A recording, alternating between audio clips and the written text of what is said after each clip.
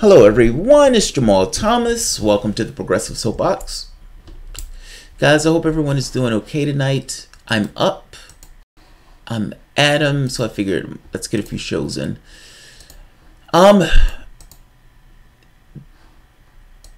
There's always too much news. So there's always stories where I have a list of stuff that I can never get to. And so there becomes this thing of priorities.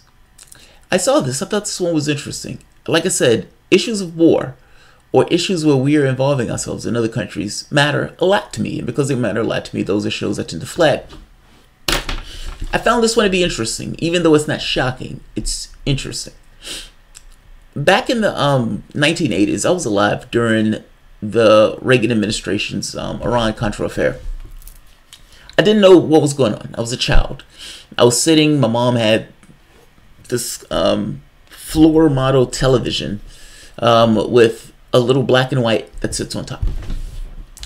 I don't remember if the floor model worked, but I remember watching the Cuban Missile Crisis. This stuff to some degree blurs together. But for all intents and purposes, this was somewhat amazing. A president of the United States, freedom, justice, equality. Think of Superman and whatever that ideals of Superman, those were the ideals of the United States. And this country that believed in freedom, justice, equality, that has its blemishes, but for all intents and purposes, believes in freedom, justice, equality. We're paying terrorists. The president himself going through back channels, supposedly with countries that we're hostile with, in order to move money around to pay terrorists to take down a government in South America. From our temporal disposition, looking back at that, the amazing part to that is not that the United States was doing it. It's more so that people cared to even bring Ollie North up for questioning. Cared enough for the president of the United States to bring himself down a notch in order to explain to the American public that, yes, I did this, the buck stops with me, but I didn't know anything about it. Take a look at this. Let's see. Man, that wasn't it.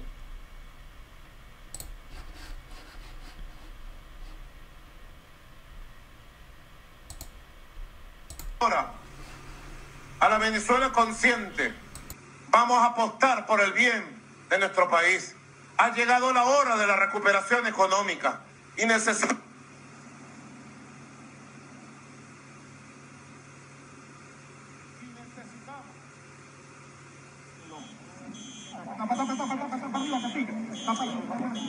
vamos por la derecha. Arriba, mi comandante.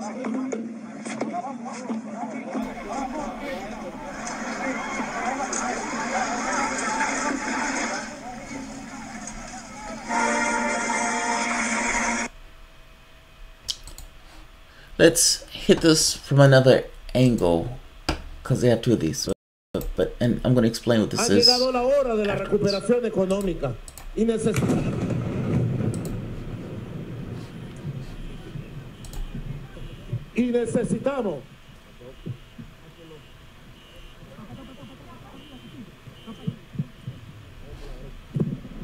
llegado la hora de la recuperación económica y necesitamos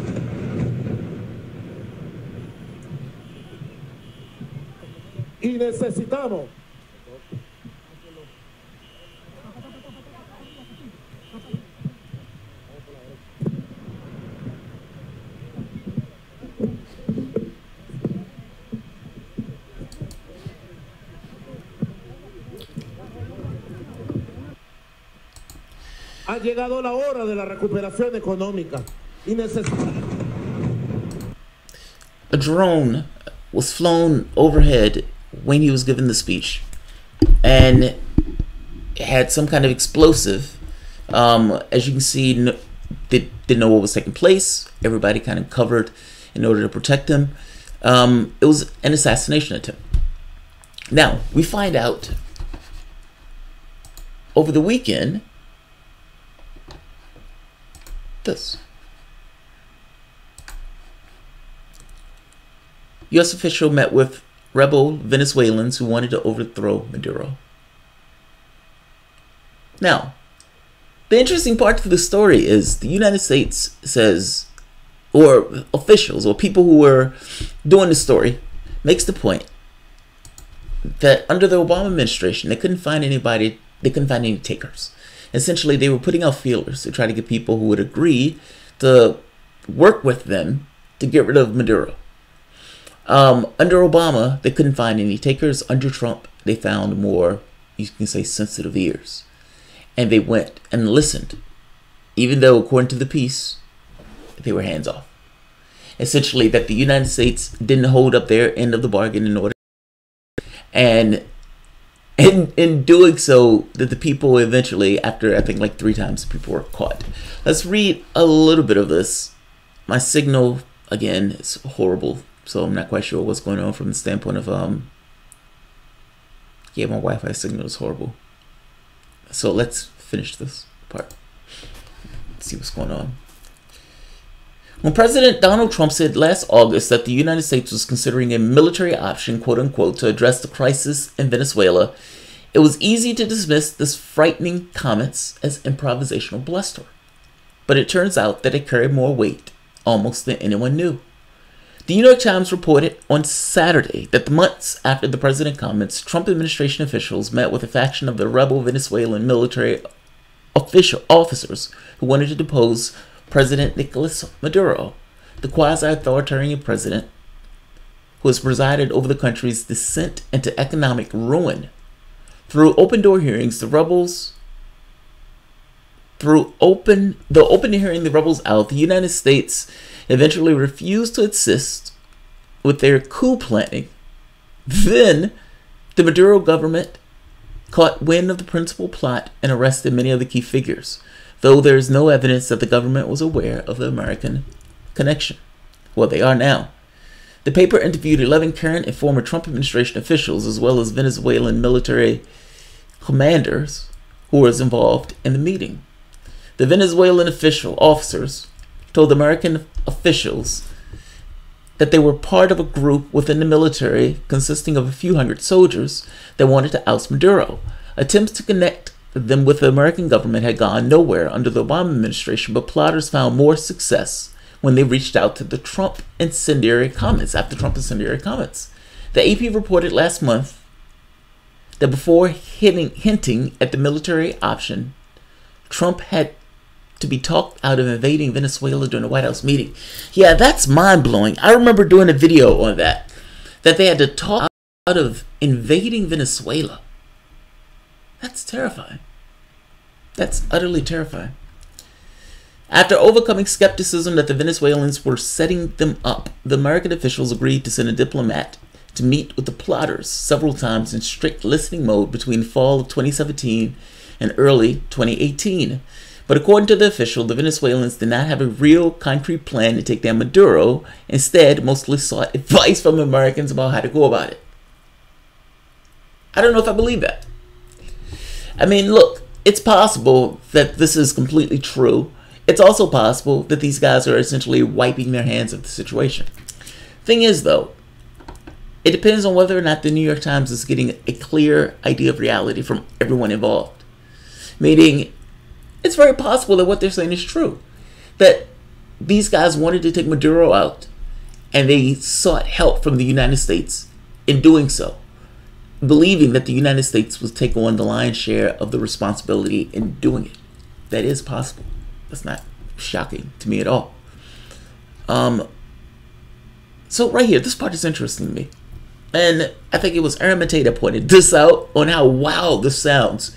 That nobody looks at this line and says, whoa, wait a minute, is that okay? The United States has a long history of meddling in Latin American countries to promote its own interests, often aligning with brutal dictators in Chile, Nicaragua, and elsewhere in the process. The brush with Venezuelan rebels shows that Washington's habit of making friends with unsavory characters hasn't changed much.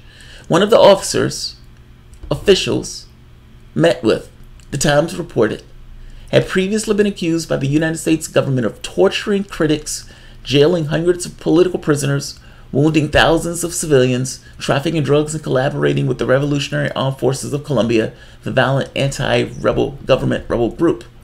Amid widespread economic turmoil and exodus of Venezuelans fleeing to the neighborhood countries, Maduro recently survived an assassination attack by a drone shortly after winning the re-election. He accused the United States of plotting. Now, this is the part, again, interesting. There was a drone attack. The drone attack was unsuccessful. Then you find out that the United States had officials going to meet with certain rebel groups in Venezuela. The United States, or these officials, say, look, we met with them, but it was just a listening operation. We didn't do anything. We just listened. Listening is doing, but it's the least of doing, in so much as I don't consider it doing. The problem with this is you're stuck with either believing that the United States didn't do anything. They just listened, but they didn't take any action, even though they wanted this guy out, and even though they had to restrain Trump from essentially invading Venezuela. That's so mind-blowing to me. Or that maybe they did. And maybe that they're using this as this kind of line of, we didn't do anything, wink, wink. We didn't do anything. We had nothing to do with the plot to take out Maduro. Wink, wink. All right, I'm going to end this here. I'm sorry about the signal, guys. I don't necessarily know what's going on. Bob Morris, what makes you think they didn't? Oh, Bob, come on. This is me. You know, it is very possible that they did. I have no, I guess to me, I don't believe it or disbelieve it. It's would it be possible for the United States to be involved in it? Yes. We have a story here where they're going and listening to people who are trying to take down Maduro. It wouldn't shock me at the least to believe that they were involved in the process of taking down Maduro. So, you know, I'm not shocked by that at all. Would I be shocked also by these guys don't have their shit together and they're expecting us to do it? No, I wouldn't be shocked by it either. This is one of those things where the only thing you can do is give you the story. It's hard to know. It's just, this is what it said. Just for you to be aware. So, alright guys. If you enjoy the content, please feel free to share, like, subscribe. You can always support through Patreon. Thanks all.